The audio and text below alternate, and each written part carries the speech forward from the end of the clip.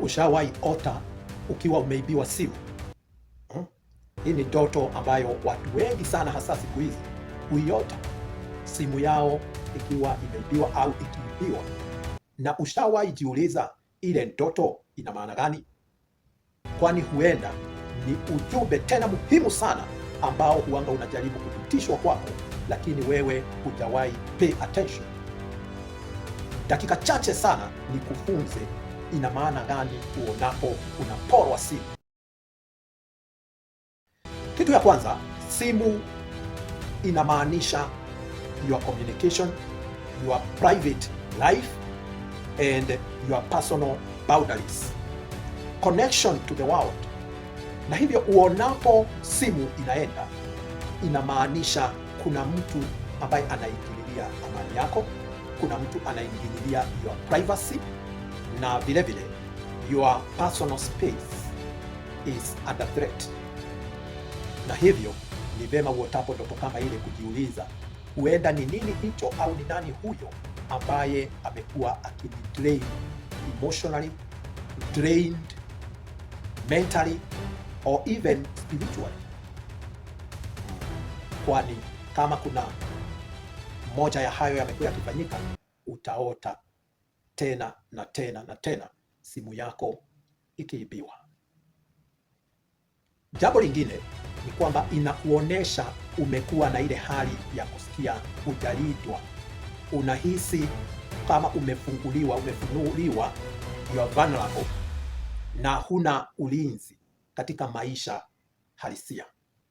Unahisi insecurity, helplessness, uoga wa kupoteza kitu cha dhamana au hata vile kuwa betrayed.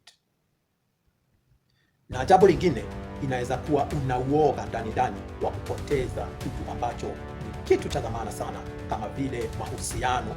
Huenda unaogopa mahusiano yako yanaweza kutofaulu au kuendelea. Vile vile unaweza kuwa unaogopa kupoteza kazi, kupoteza heshima yako au hata kupoteza nafasi. Na vile vile katika kiroho inaweza kuwa unaogopa kupoteza mwelekeo wako au your spiritual focus. Jambo lingine, unaweza kuwa unaogopa kuwa disconnected, kuachanishwa. Huenda unaogopa kuachanishwa na mtoto wako au mzazi wako au marafiki au watu wa karibu. Iwapo kwa mfano mtoto anaenda shule ya bweni, unaweza jipata unaota sana simu ikiibiwa, kwani una hiyo uoga, unaachanishwa na mtoto wako. Huenda unaachanishwa na mtu wa jamii au rafiki wa karibu mwenye labda anaenda kutafuta ajira ughaibuni au anaenda masomo na kadhalika. Kule kuachanishwa, kule kuwa kuna disconnection ambayo itafanyika au inafanyika au imeshafanyika, kunaweza kukusababishia ndoto nyingi huku ukiimbiwa simu. Jambo lingine ni uhisipo watu wanakutekea advantage. If you feel that people are taking advantage of you, utajipata pia unaota simu yako ikiibiwa. Na vile vile kunaweza kuwa na maana ya kiroho ambapo your destiny au your progress iko mashakani au inasabaratishwa.